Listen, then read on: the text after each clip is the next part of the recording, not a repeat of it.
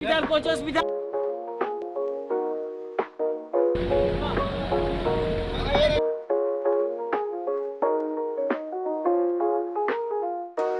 በኢትዮጵያ በአመት ከ80 ሺህ የሚበልጡ ሰዎች በካንሰር ህመም እንደሚጠቁ መረጃዎች ያመለክታሉ።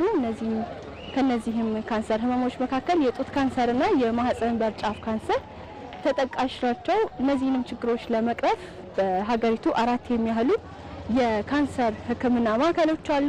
የጅማ ዩኒቨርሲቲ ህክምና ማዕከል የካንሰር ህክምና ማዕከል ደግሞ አንደኛው ነው። አሁን የሚገኘው እዚህ ጅማ ዩኒቨርሲቲ የሚገኘው የካንሰር ህክምና ማዕከል ምን ይመስላል የሚለው ላስቀኛችሁ ነው። ወደ ውስጥ አብረን እንግባ።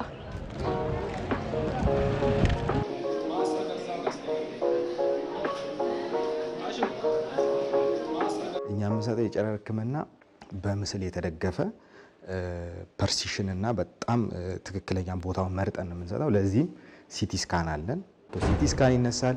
ከሲቲ ስካን ከተነሳ በኋላ ወደ ራሱ የሆነ ትሪትመንት ፕላኒንግ ሲስተም አለን። ወደዛ ይላካል ኢሜጂንጉ። ስለዚህ የጎንዮሽ ጉዳቱን ለመቀነስ ሲቲ ስካን እንጠቀማለን። ይሄኛው ሊናክ ማሽን ይባላል። የጨረር ህክምና የምንሰጥበት ማሽን ይሄ ነው ማለት ነው። አሁን በዓለም ላይ ካሉት ዘመናዊ የጨረር ህክምና ማሽኖች አንዱ ነው። ይሄ ማሽን በሽታው ያለበትን ቦታ ብቻ ለይቶ ህክምናውን ያደርግልናል ማለት ነው። ይሄ ደግሞ በጨረር ምክንያት የሚመጣ የጎንዮሽ ጉዳቶችን በጣም በብዙ መልኩ ይቀንስልናል ማለት ነው። ይህ የካንሰር ህክምና ማዕከል አገልግሎት መስጠት ከጀመረ 3 ዓመት ተኩል ያህል እድሜ ያስቆጥሯል። አገልግሎት መስጠት ከጀመረበት ዕለት አንስቶ ከጅማና አካባቢው አልፎ በመላ ኢትዮጵያ ለሚመጡ ታካሚዎች እንዲሁ አገልግሎቱን እየሰጠ ይገኛል። እኔም ዞር ብዬ ቅኝት በማድረግበት አጋጣሚ ያገኘኋት አንዲት ባለታሪክ የዚህ ማሳያ ነች። ትዕግስት አበበ እባላለሁ።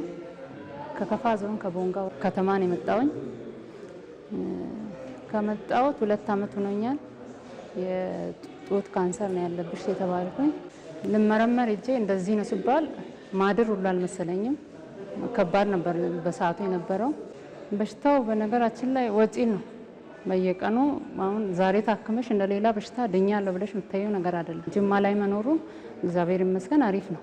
ይህ የካንሰር ማዕከል በተቋቋመ በአጭር ጊዜ ውስጥ 5000 ለሚሆኑ ታካሚዎች የኬሞቴራፒ እንዲሁም 3500 ለሚበልጡ ታካሚዎች ደግሞ የጨረር ህክምና ለማድረግ መቻሉን ሰምተናል። በተለይም ደግሞ በዚህ በጅማ ከተማ መከፈቱ ለታካሚዎች ብዙ እጥፍ እንግልትን የቀነሰ እንደሆነ በማዕከሉ ያሉ የህክምና ባለሙያዎች ይገልጻሉ። ጨረር ህክምና በጣም እጥረት ስላለ ከመላው ሀገሪቱ ታካሚዎች እኛ ጋር መጥተው ታክመዋል። ይሄንን ደግሞ መስጠት ስለምንችል በጣም እድለኝነት ይሰማናል። ለመላው ሀገሪቱ መድረስ ስለምንችል ብዙ ጊዜ ቤት ተከራይተው ወይ ሆቴል ቆይተው ነው የሚታከሙትና እዚህ የሚቆዩበት ጊዜ በሙሉ ወጪ ጨምርባቸዋልና ያንን ያሳጥራል። ይህ ህክምና ማዕከል እዚህ በመከፈቱ ጅማ እና እንዲሁም አጎራባች ያሉ ዞኖችን እንዲሁም ሌሎችም ክልሎች ጨምሮ በርካታ ተገልጋዮች እዚህ መጥተው ይህን ግልጋሎት እያገኙ ነው። በቀን ውስጥ ከ90 እስከ 100 እስከ 120 አካባቢ የሚጠጉ ፔሸንቶችን እናስተናግዳለን።